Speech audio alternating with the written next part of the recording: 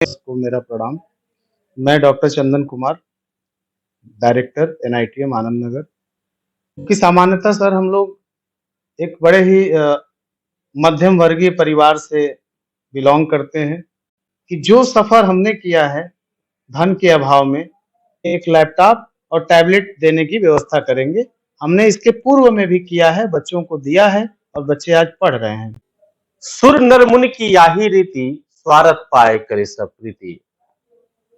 आज के जमाने में कोई बिना स्वार्थ के, बिना किसी लाभ के कोई काम करना नहीं चाहता, पर उसके विपरीत इस कलिकाल में भाव भक्ति और दया के रूप दिखाता हुआ एनआईटीएम कॉलेज फ्री में शिक्षा देने की बात करता है।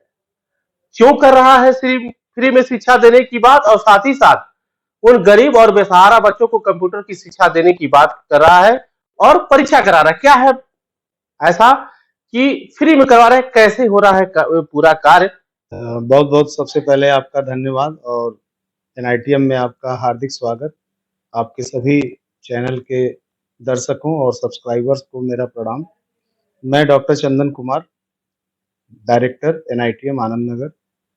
मेरी संस्था का आरंभ, एनआईटीएम का आरंभ अगस्त 2022 में यहीं से आनंद नगर से शुरू किया गया। क्योंकि सामान्यतः सर हम लोग एक बड़े ही मध्यम वर्गीय परिवार से बिलॉन्ग करते हैं। शुरुआती शिक्षा हम लोगों की इस तरह की हुई कि सभी चीज़ों को प्राप्त नहीं कर पाते थे। यही कारण रहा कि काफ़ी लंबे अरसे तक तकनीकी शिक्षा और ख़ास करके जो आज की आवश्यकता है, उससे काफ़ी दिनों तक हम लोग दूर रहे। फिर समय बदला, थोड़ा प्रयास किया, मेहनत किया और फिर अचीव किया। इस पूरे जर्नी में एक अच्छा लंबा वक़्त हमारा गुज़रा। जब हम इस संस्था की शुरुआत कर रहे थे तो मेरा लक्ष्य यही था कि जो सफ़र हमने किया है धन के अभाव में, तकनीकी शिक्षा से वंचित रहे हैं, एक अंतराल के बाद हमें लगा कि जब हमने उस स्तर पे प्राप्त कर लिया खुद को, तब मैंने उस चीज़ को प्राप्त किया। तो ये दृढ़ विश्वास था मेरा कि मैं अगर भविष्य में ऐसा कुछ करने का मुझे मौका मिलेगा, तो मैं ज़रूर करूँगा कि जिन बच्चों के पास आर्थिक समस्याएँ हैं, धन का अभाव है, ऐसे बच्चों को मैं तकनीकी शिक्षा की तरफ ले आऊँगा और उन्हें आत्मनिर्भर बनाऊँगा।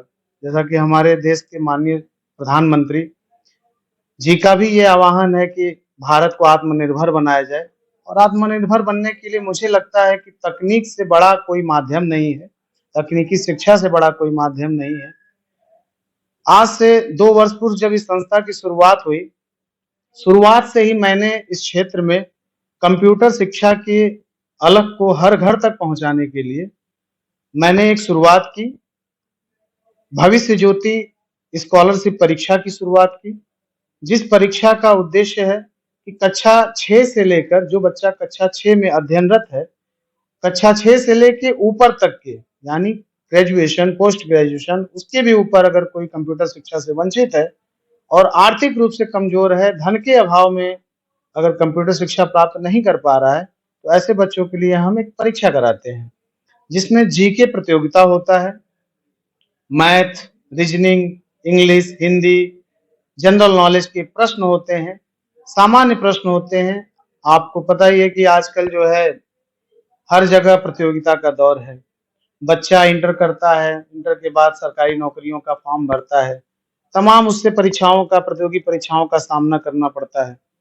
तो मेरी एक कोशिश ये भी थी कि इस तरह के प्रतियोगी परीक्षाओं का आयोजन कराने से ग्रामीण अंचल के जो पिछड़े बच्चे हैं, जो इन प्रतियोगी परीक्षाओं से दूर हैं। कोई सीमा का बाध्यता है कि आयु सीमा या क्षेत्र सीमा की बाध्यता तो नहीं इसमें? नहीं सर, आयु सीमा की बाध्यता है, क्योंकि तकनीकी शिक्षा की बात है तो हम लोगों ने क्लास 6 से इसकी शुरुआत की है कि क्लास 6 के बाद ही बच्चा इसमें एनरोल्ड हो सकता है।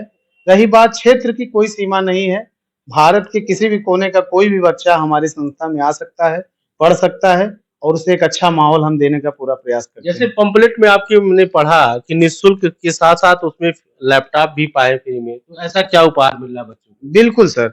इस भविष्य ज्योति परीक्षा में अगर बच्चा शामिल होता है और शामिल होने के बाद अच्छे मार्क्स लाता है, 80% से उस ऊपर अंक अगर आते हैं, तो हम उस बच्चे को आगे पढ़ाई करने के लिए संस्था द्वारा एक लैपटॉप और टैबलेट देने की व्यवस्था करेंगे।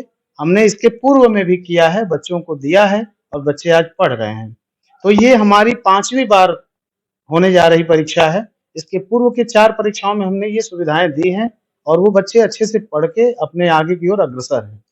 अगर आप गरीब हैं और पढ़ाई में अव्वल हैं, तो आपको अब चिंता करने की आवश्यकता नहीं। आप भारत के किसी भी कोने के निवासी हों और ये खबर देख रहे हैं, तो आपके लिए एक खुशखबरी साबित होगा और अब आपका भविष्य भी निश्चय रूप से उज्जवल होगा। आप भविष्य ज्योति स्कॉलरशिप परीक्षा में भाग लीजिए और फ्री में शिक्षा पाइए। ताजा तरीन खबरों के लिए बने रहे पूर्वांचल नेटवर्क पर।